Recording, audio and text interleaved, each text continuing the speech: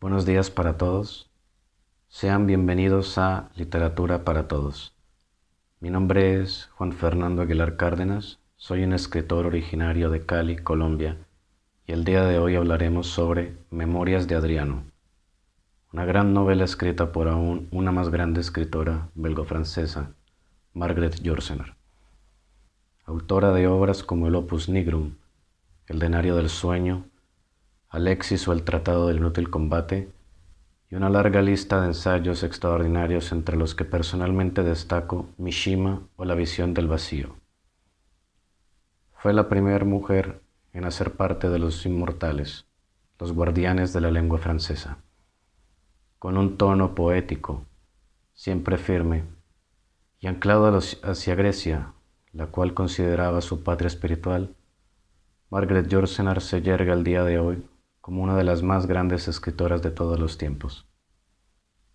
Comencemos entonces con Memorias de Adriano, basada en la vida un poco ficticia en su lecho de muerte del emperador romano Adriano, el Restaurador. Bienvenidos. Margaret Yourcenar, escritora francesa de origen belga, nació en Bruselas, Bélgica, el 8 de junio de 1903. Fue una respetada traductora, novelista y poeta que, como todo gran artista, supo poner en cuestión al hombre en todas sus situaciones, valiéndose de un fino pero potente tono poético en su prosa, así como del abordaje de temas históricos para estudiar la condición humana. Nacida en una familia de origen aristocrático, tuvo una educación refinada, recibiendo, de la tutoría de su propio padre, clases de griego y latín, lenguas que tendrían una notable influencia en su obra posterior, llegando a considerar a Grecia como su patria espiritual. Lectora de autores clásicos desde la infancia, tanto latinos como griegos, franceses y del resto de Europa, Yourcenar desarrollaría no solo una prosa depurada, sino también profunda, portadora de lo que podríamos llamar un aroma de otro tiempo, una naturalidad clásica. Las obras de Racine, Aristófanes, Virginio, Flaubert, Rilke, Rimbaud y Schopenhauer, entre tantos otros, forjarían el universo artístico de la futura escritora. Nacida además no solo en una familia aristocrática, sino también viajera, recorrería Europa en compañía de su padre, quien disfrutaba de los casinos. Tras el inicio de los combates en la Primera Guerra Mundial, Margaret y su familia huyen de la casa de veraneo de Ostende, en Bélgica, para refugiarse en Londres, ciudad que abandonarían para quedarse en París tras el final de la guerra. Tras la muerte de su padre, Margaret Yourcenar mantendría aquel mismo estilo de vida nómada. Con 25 años, Margaret Yourcenar publica su primera novela, Alexis o el Tratado del Inútil Combate, costeada y elogiada por su padre, quien moriría poco después. A partir de entonces, dedicaría su vida por entero a la escritura gracias a la herencia dejada por su familia, escribiendo novelas, poesía, ensayos y traduciendo a diversos autores, entre ellos a Constantino Cavafis y a Virginia Woolf. Su obra y sus intereses literarios abarcaron no solo el mundo europeo, sino también, como ya lo mencionamos antes, el clásico greco-romano, llegando a escribir una magnífica colección de cuentos titulada Cuentos Orientales, basado en historias del Extremo Oriente y de la Europa del Este.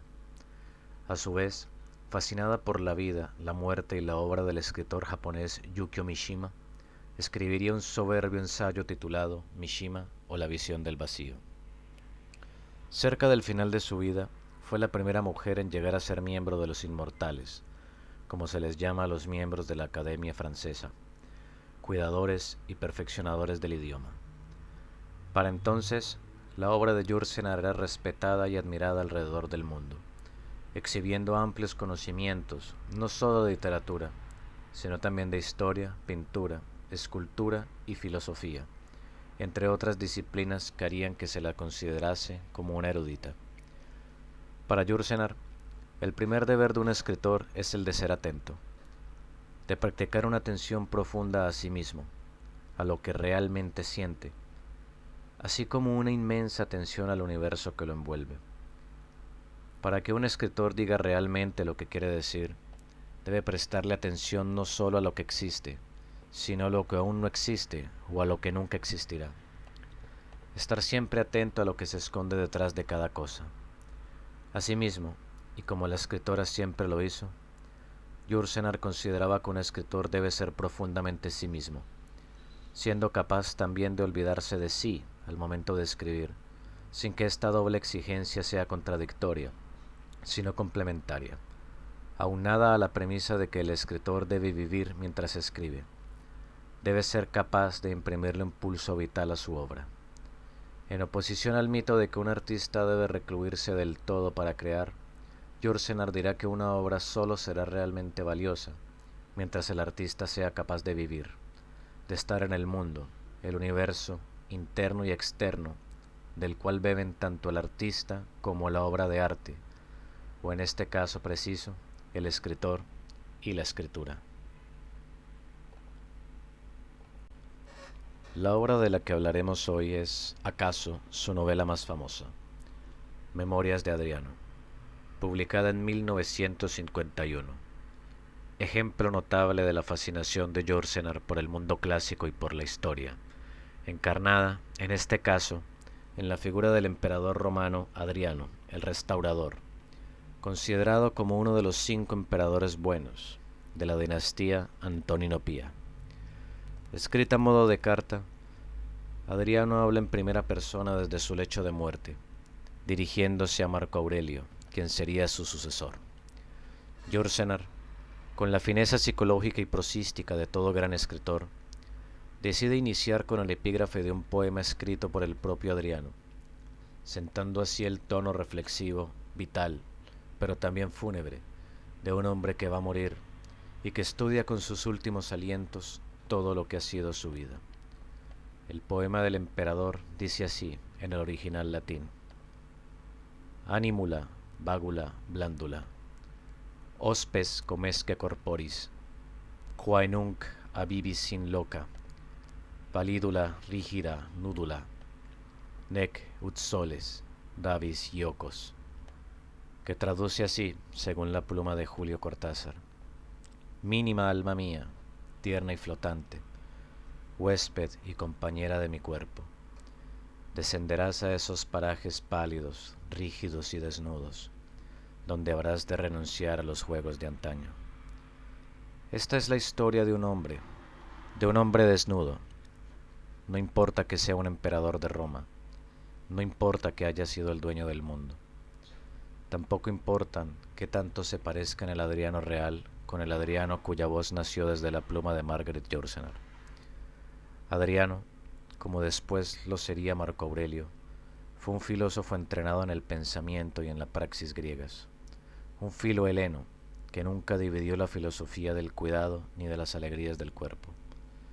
Tanta vitalidad, enarcadas en un ser poderoso, que se esfuerza en su ciudadela interna por ser simplemente un hombre, dan las bases para un personaje reflexivo, inteligente y culto que, sabiéndose a punto de morir, servirá de vehículo narrativo para que Yourcenar dibuje una vida, o bien la vida.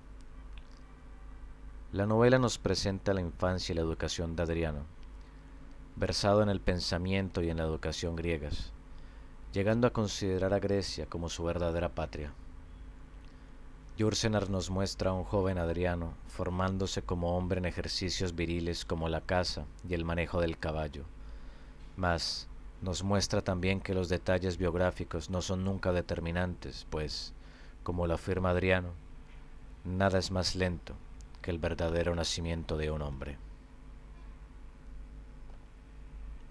¿Realmente podría narrarse alguna vez la vida de un hombre a través de detalles puntuales?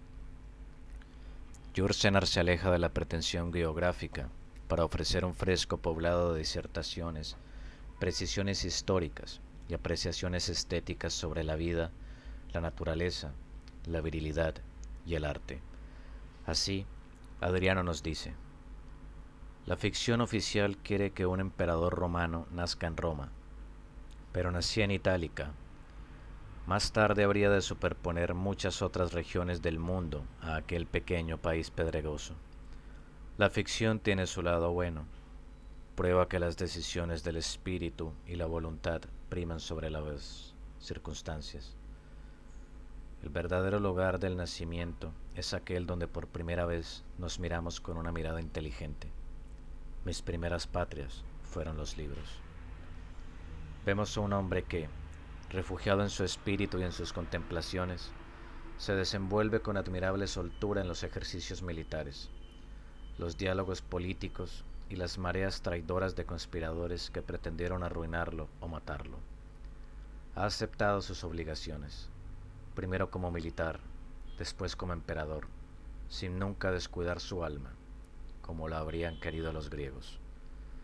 Si bien no desprecia los títulos ni los honores que le son prodigados a través de su ascenso, tampoco los sobreestima, procurando disfrutarlos con mesura, quizá acaso para evitar el dolor de los excesos.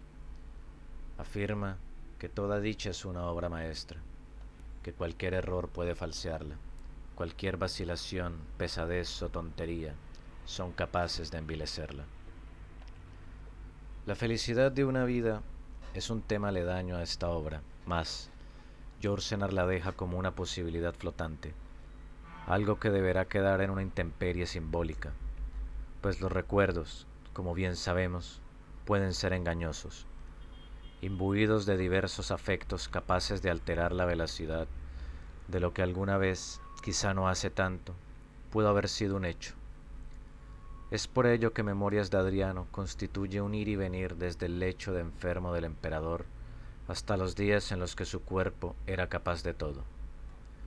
Este doble retorno al presente y al pasado obedece al deseo de la escritora de propiciar el estudio de un alma, dejando que Adriano hable, dejando que diga que, encontrándose sin fuerzas ya para encargarse de los asuntos del Estado, es ahora la historia de un hombre al que solo le queda la posibilidad de una audiencia con sus recuerdos.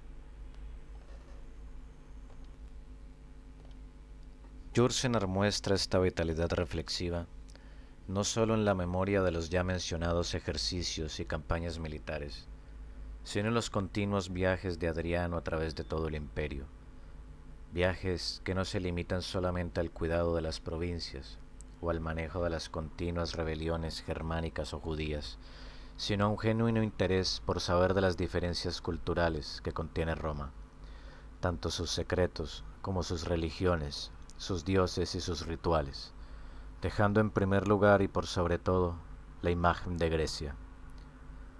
Vemos que Adriano disfruta de la caza y, tal como se lo enseñaron a él, le sirve también de prueba de toque para probar el temple de cualquier hombre, decidiendo, en el fragor de la cacería, del manejo de las armas, el caballo, la prudencia, el heroísmo y el compañerismo, si alguien era digno de estar a su lado o de desempeñar algún cargo público que, desde luego, no podría otorgársele ni a traidores ni a pusilánimes. Ahora bien, sabemos que la vitalidad no se limita a las destrezas del cuerpo, sino también a las tormentas del corazón. Cerca de la mitad de la obra, Yourcenar introduce un elemento fundante en la vida, no sólo del emperador, sino de todo ser: el amor. Encontramos la aparición del joven griego nacido en Bitinia, Antino, el enigmático muchacho, casi un niño, que penetró silenciosamente en el alma del emperador, tal vez con más hondura y fuerza que ningún otro ser. La historia conoce muy poco de Antino.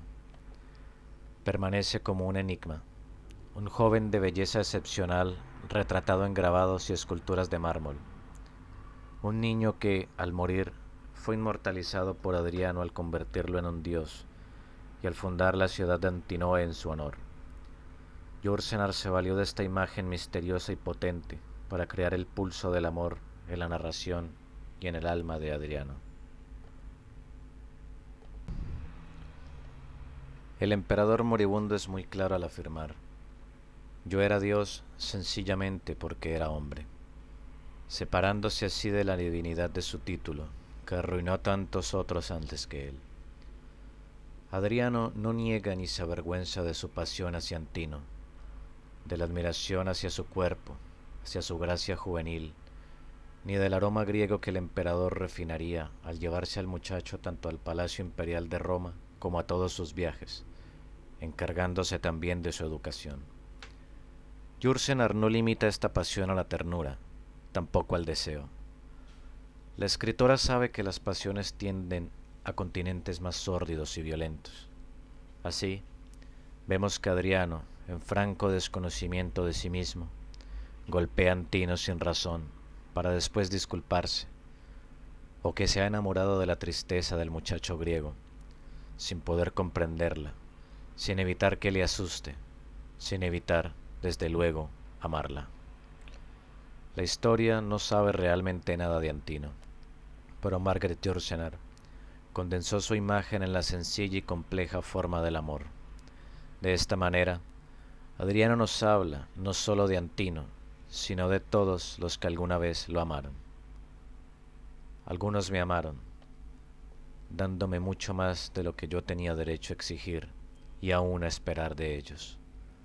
Me dieron su muerte y a veces su vida, y el Dios que llevan en ellos se revela muchas veces cuando mueren. ¿Cuál es el Dios que lleva cada uno? Es, desde luego, una pregunta estético-filosófica que no tendrá una respuesta pronta, o quizá ninguna respuesta en general. Mas Yourcenar la plantea a lo largo de toda la obra, acaso como un faro interior desde el cual buscarnos. De tal forma, Adriano es puesto a su Dios interno en lo que ha sido su vida, en sus reflexiones, sus ejercicios, su praxis, reencontrándolo al final a través del ejercicio de la parresía y de la reflexión como una forma de encontrar la libertad. Memorias de Adriano se mantendrá en el tiempo como una obra generosa que nunca dejará de decir todo lo que tiene por decir. Escrita en una prosa elegante y sutil, como siempre lo hizo la escritora, encontramos, como ya lo dijimos antes, un aroma de otro tiempo, poblado de filosofías éticas, discusiones sobre el arte, disertaciones sobre la historia y, desde luego, la vida vista desde el final, con la intención noble y tranquila de comprender la vida y quizá también de darle un sentido. Antes de terminar, me permito citar un pensamiento puesto en boca de Adriano, representante de la sabiduría sencilla y grandiosa que un emperador que nunca dejó de ser un hombre común ha encontrado en los últimos años, días, instantes de su vida, para entrar en la muerte con los ojos abiertos. Sabía que tanto el bien como el mal son cosas rutinarias, que lo temporario se prolonga, que lo exterior se infiltra en el interior y que a la larga la máscara se convierte en rostro. Muy bien, esto ha sido todo por hoy. Espero que hayan disfrutado y que hayan conocido un poco más sobre la obra de la gran Margaret Yourcenar y que se animen a leer otras de sus obras. Tienen mi palabra de que todas son extraordinarias. Bueno, espero que hayan disfrutado nuevamente. Les agradezco por haber visto el video. Si les gustó, les pido el favor de que me ayuden con un me gusta, que se suscriban y que compartan este video. Nos vemos entonces en una próxima ocasión. Salud.